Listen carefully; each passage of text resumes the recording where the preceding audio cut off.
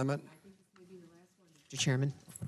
You're recognized. Yes, I rise to offer an amendment Will the sponsored clerk read? An amendment offered by Ms. Kaptur at the appropriate place in the bill. amendment be considered as Consider the ranking members I recognized. think I have permission to offer it on behalf also of Congressman Joyce and Moolenaar.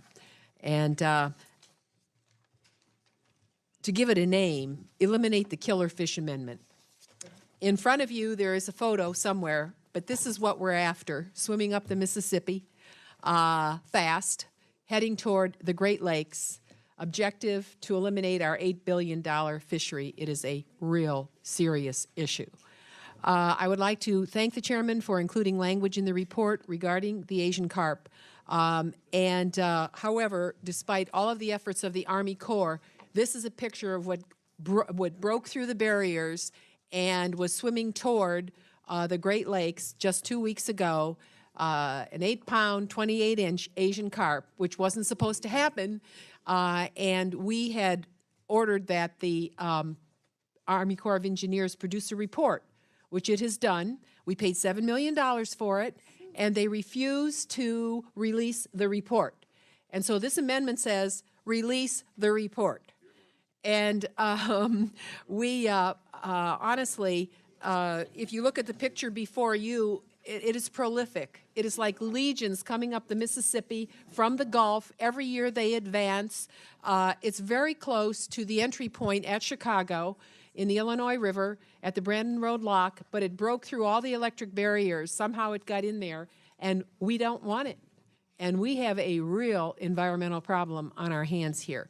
So I plan to withdraw this amendment, but I would like to yield to my Great Lakes colleagues if they wish to add to this emotional presentation.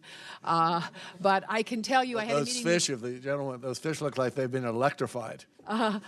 Well, electrified. Well, this is what they do when they hear a boat engine. Okay. This is what they do. They'll knock you out of your boat, which they do. They will eat up all of our natural... they'll kill our ecosystem as we know it. And so it's a very serious national problem. I would yield to my colleagues. I want to recognize Mr. Simpson, Chairman. Thank you, Ms. Kaptur. Thank you. I thank the gentlelady for offering this amendment. I know you've got a real problem up there.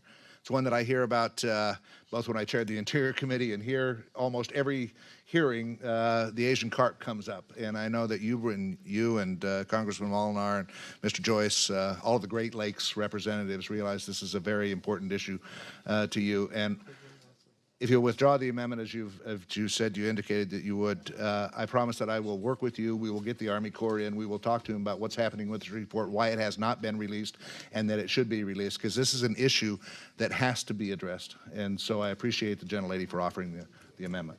Thank you, Mr. Chairman, for getting us out of the bureaucratic purgatory in which we currently exist with the Army Corps. Well, thank you. Mr. Moolenaar, then Mr. Quigley. Thank you, Mr. Chairman. I also support this amendment, and as was previously mentioned, the Army Corps is sitting on this report. It's already finished, and it would help our country prevent the spread of Asian carp into the Great Lakes, and I appreciate your willingness to work with us toward that end, Mr. Chairman. Thank you, Mr. Moolenaar. Mr. Quigley. Thank you. There were some of my colleagues from my home state who have addressed concerns about this report getting out, and I think the reason this is held up is there was a letter sent asking that be the case. But while I understand their concerns about the shipping industry and how the solution to this problem or possibilities of a solution to this problem might create other issues, flying blind doesn't help either.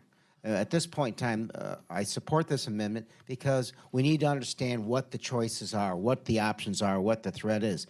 The preliminary report is intended to facilitate a conversation.